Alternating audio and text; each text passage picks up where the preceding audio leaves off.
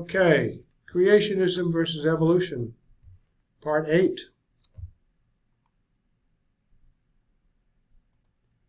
That's in this file here.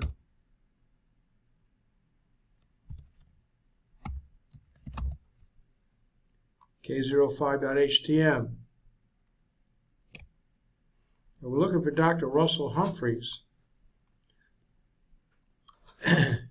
He commented on the Earth's magnetic field. The Earth's magnetic field is young. The Earth's magnetic field is a powerful witness for a world much younger than the billions of years required by evolutionary theories. Let's start the story with the most prominent feature of the field today, its very rapid decay.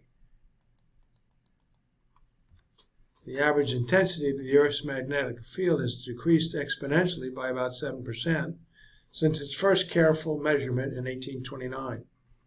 The field's intensity includes components of strength and direction and tells us the amount of force turning a compass needle northward. By estimating the field intensity everywhere, in, on, and above the Earth, we can calculate the total electrical energy stored in the field. Such calculations show that the total energy in the field has decreased by about 14% since 1829. This is rather rapid decay, and it's of both energy and intensity that was not widely known, even among scientists, until Dr. Thomas Barnes, a creationist physicist, began publicizing it in 1971. He pointed out that such a decay would occur very naturally if the electrical current producing the field were slowly losing energy because of the electrical resistance of the core. This theory is called free decay. Free decay theory contradicts the evolutionary dynamo theories, which claim that complex processes in the Earth's core have converted the heat energy into electrical energy, much like an electrical generator maintaining the field for billions of years. Many intelligent scientists have been working on dynamo theories for over 4 decades without great success. Furthermore, recent measurements of electric currents in the seafloor weigh heavily against the most popular class of dynamo theories. Thus, evolutionary dynamo theories do not have a good explanation for the rapid decay of the field, whereas the free decay theory does. However, our historical data on the intensity of the field only goes back to 1829. The question is, was the field decaying before that? Fortunately, there is a scientific way to answer that question.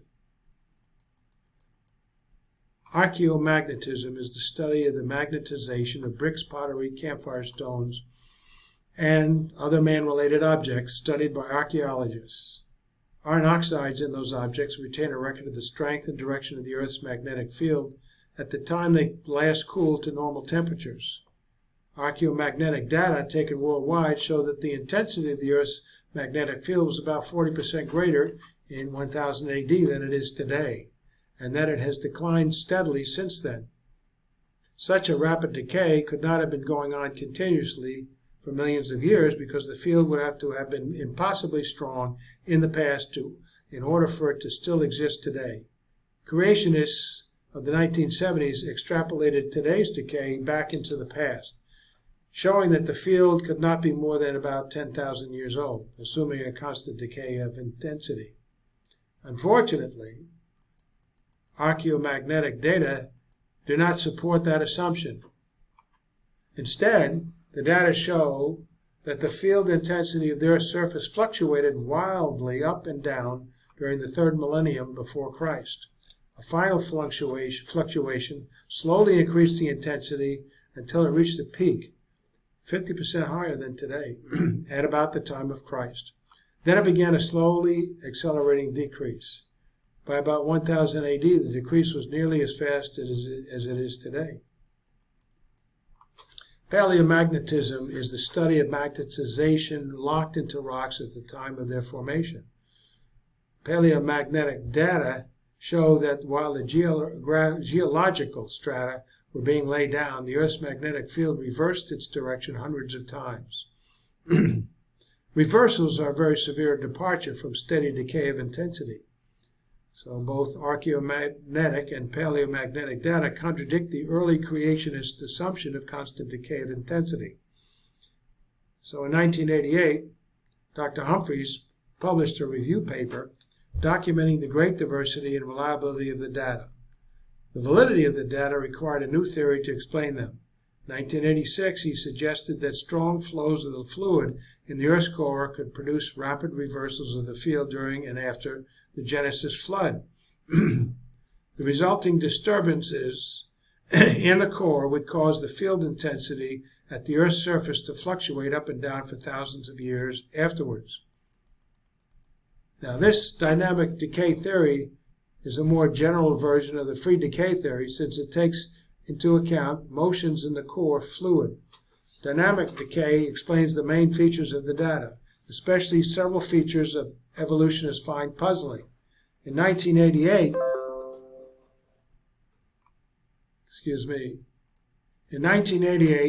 startling new evidence was found for the most essential predictions of my theory, very rapid reversals.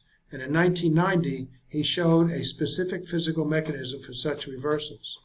According to the dynamic decay theory, the energy in the field has always decreased rapidly. In fact, the energy lost during reversals and fluctuations would have been even faster than today's rate. This information allows for us to estimate the age of the field. The data and the dynamic decay theory imply that ever since creation, the field has always lost at least half of its energy every 700 years. The maximum energy comes from another theory that he proposed about the nature of the field when God created the Earth, a theory which successfully predicted space probe measurements of planetary magnetic fields. Extrapolating today's energy decay rate back to that limit yields a maximum age of 8,700 years for the Earth. According to the dynamic decay theory, the true age would be less than that because of extra losses during the reversals and fluctuations. The solid line, labeled dynamic decay, shows that with a significant loss of energy during the Genesis flood, the ages in the field would be about 6,000 years.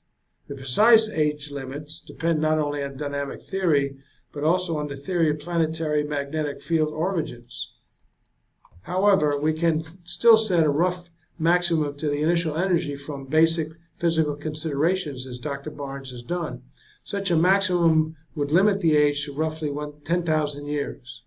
It is also possible that a small percentage of today's energy decay is not free decay due to the core's electrical resistance, but rather is dynamic decay due to residual motions in the core fluid. In that case, the resistance of the core would be less, and the maximum age of the field would be greater. But even in this extreme case, the maximum age would still be only about 100,000 years, far short of the billions of years evolution needs to become a viable point of science. At present, the only working theory for the origin, fluctuations, rapid reversals, and decay of the field is a creationist theory, a theory that fits all the data. Thus, according to the best theory and data we have, the Earth's magnetic field certainly is less than 1 million years old and fits in well with the face value biblical age of 6,000 years. Now we look in the book of Genesis,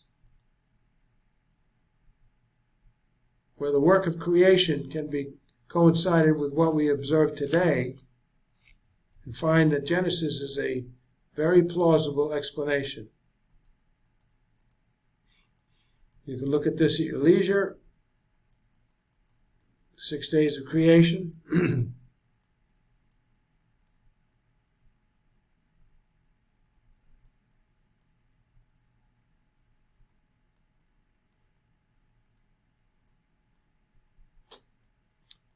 And then when man was created, Genesis chapter 2.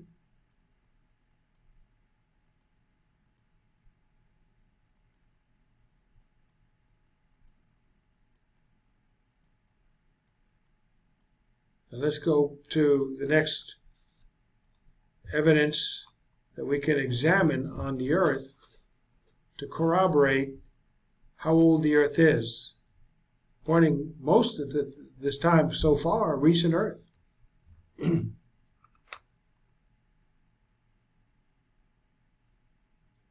Physical evidence, according to the Bible, there was a fall of mankind. You had a pre-flood period, and then the fall of mankind. Let's look at Uniformitarian paleontology, which dates the formation of the major fossiliferous strata, rock strata, many scores and hundreds of millions of years before the appearance of human beings on the earth. It assumes that uncounted billions of animals had experienced natural or violent deaths before the fall of Adam, that many important kinds of animals had long since become extinct by the time God created Adam to have dominion over every living creature, and that long ages before the Edenic curse, giant flesh-eating monsters called like Tyrannosaurus Rex roamed the earth, slashing their victims with ferocious dagger-like teeth and claws. But how can such an interpretation of the history of the animal kingdom be reconciled with the book of Genesis? Maybe evolutionists are right. Does the book of Genesis honestly study in the light of the New Testament allow for a reign of tooth and claw and death and destruction before the fall of Adam? If not, we have further compelling reasons for questioning the Uniformitarian scheme of reading the rocks, at the same time strong encouragement for finding in the great Genesis flood the true explanation for fossil formations in the crust of our planet. There is evidence of a worldwide flood. And this might coincide with that. Uniformitarianism might not be viable. Well, we have Romans 5:12-21 and 1 Corinthians 15:21-22. Talks about a spiritual and physical death introduced into the human race at the time when man was created, not before. We also teach about human beings appear to have been descended from one human pair.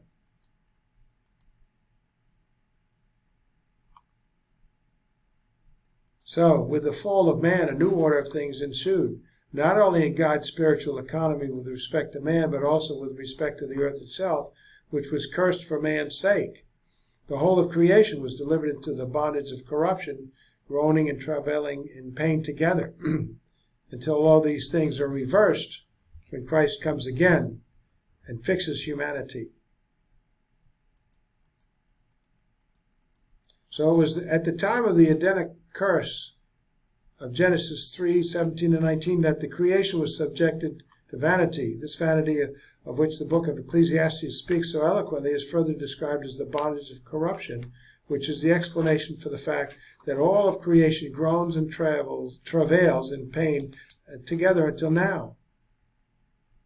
So there's some tremendous transformations that took place in the realm of nature at the time when Adam and Eve were expelled from the garden.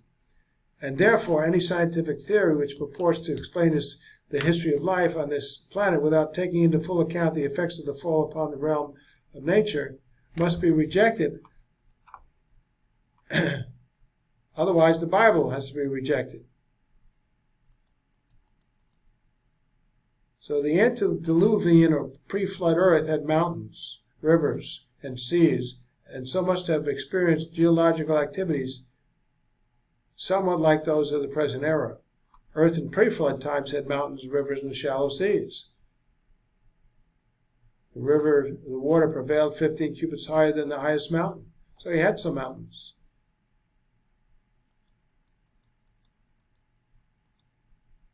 Scripture testifies to a firmament located above the earth and under which birds fly. This firmament is described as a flattened out metallic expanse which has frozen water above and below it.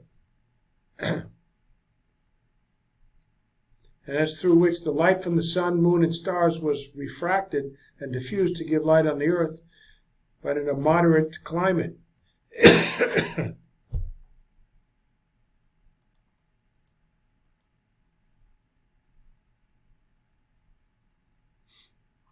Upper waters were therefore placed in that position by divine creativity, not by normal processes of the hydrologic circle of the present day.